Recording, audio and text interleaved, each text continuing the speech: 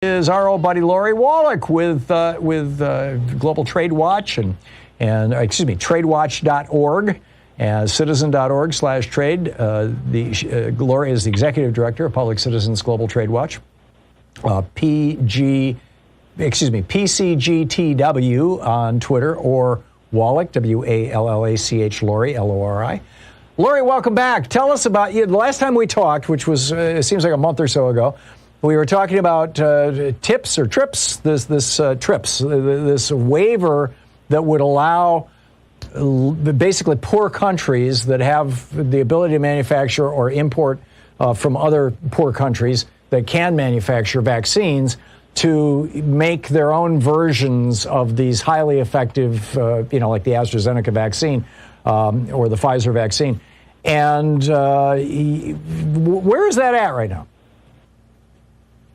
So the good news is that 140 countries at the WTO support it, and it could really help scale up much more production of vaccines in Africa, parts of Latin America, parts of Asia are gripped with a third wave of COVID that is more brutal than either the previous two. Folks saw what was going on in India. That's now happening all over Africa. That's happening in Peru and other parts of Latin America.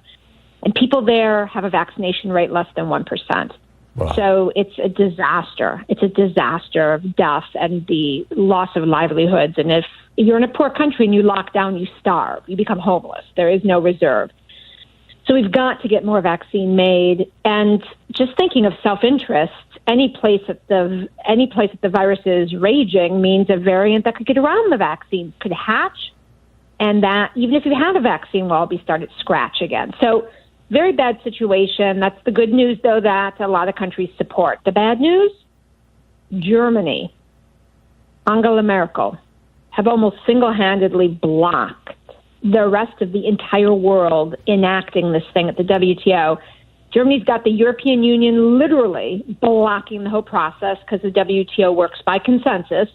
And just tomorrow, Angela Merkel is coming to Washington, D.C. for a summit with President Joe Biden. And you guys are going to be ready, right? I mean, first of all, for people who don't get it, consensus means 100% of everybody has to agree. So one party saying, no, we don't want to have a waiver, so that, because without the waiver, of course, the only way to get these vaccines into these poorer countries is to have AstraZeneca or Pfizer manufacture them and sell them at absurd prices.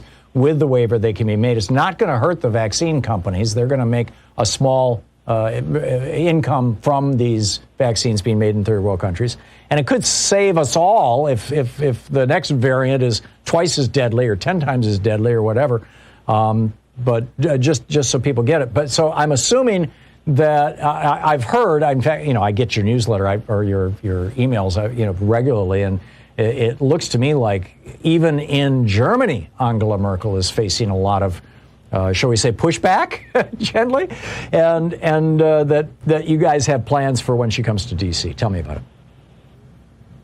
Well, what's very interesting is we have seen across the U.S., already starting last weekend, protests at German consulates all across the country. And if folks want to know how to get involved in these, you can go to tradewatch.org. There's a list of all the activities. There are 18 different consulate protests. A lot of them are still happening. There was a ginormous one today with hundreds of people in New York City, but there are more of them coming up tomorrow and over the weekend. And as well, in front of the White House, a huge banner saying, Germany, stop blocking the COVID vaccine waiver was floated up with the background of the White House. New York Times story today has that picture talking about the perversion of Merkel destroying her 16-year legacy, where she was seen as really a world leader with some compassion.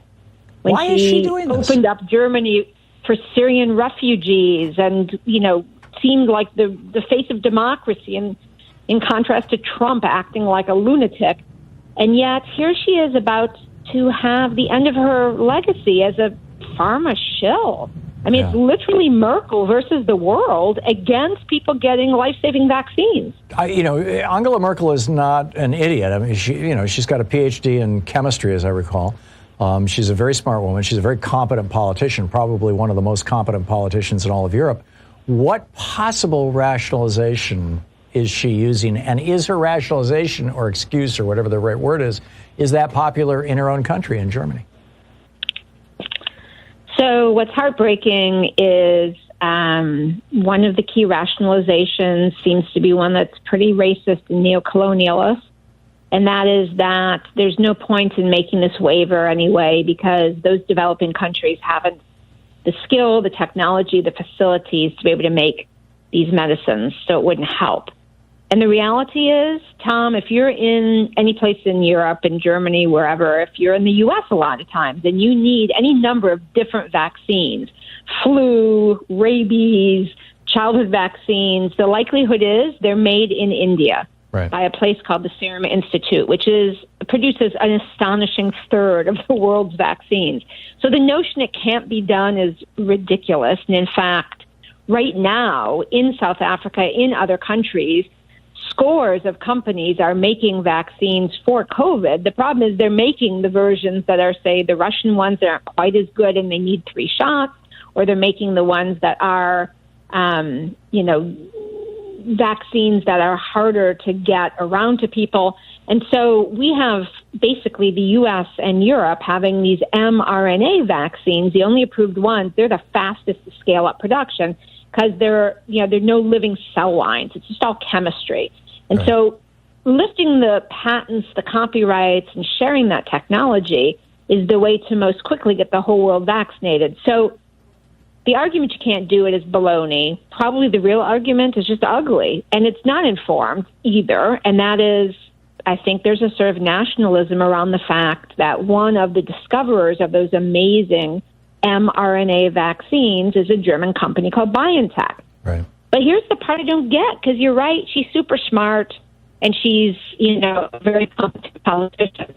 BioNTech sold the license for its creation. They're scientists there. They're not a manufacturing company. They sold it to Pfizer. So if a company is going to lose money on not being able to have absurd high prices, because Pfizer's acknowledged there's a global shortage of vaccine, they think next year they're getting away with charging $175 a shot after they say the crisis is over in Europe and the U.S. Right now it's $20, pandemic pricing. They reckon you don't get away with charging that much unless there's a shortage. Yeah. Pfizer, if anyone's going to lose money, is going to lose money. Not the German company. The German company gets whatever the licensing fee is for every shot. And Pfizer's a publicly held company, isn't it, based here in the United States?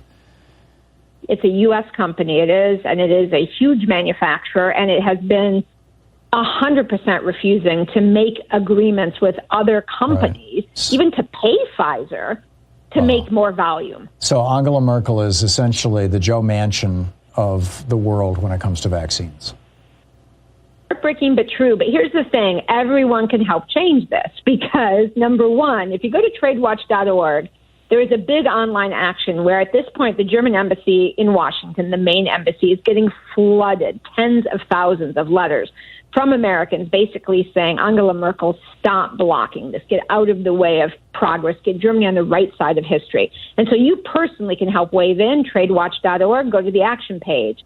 But also there's still a dozen or more of these protests around the country. So if you want to actually, and they're getting coverage, folks. They're getting coverage back in Germany. Our brothers and sisters who are trying also on the ground in Germany to move her are thanking us in the U.S. from helping them in partnership to try with solidarity to basically show she can't run, she can't hide. She needs to just get the hell out of the way of the vaccines. Yeah. And wherever she goes, she's going to be under heat. So there's, everyone can help because literally it's just this one last straw that has to be fixed and we can get what we want. There you go. And you can find out all about it at tradewatch.org. Lori Wallach, the executive director. Lori, great talking with you again. Thank you so much.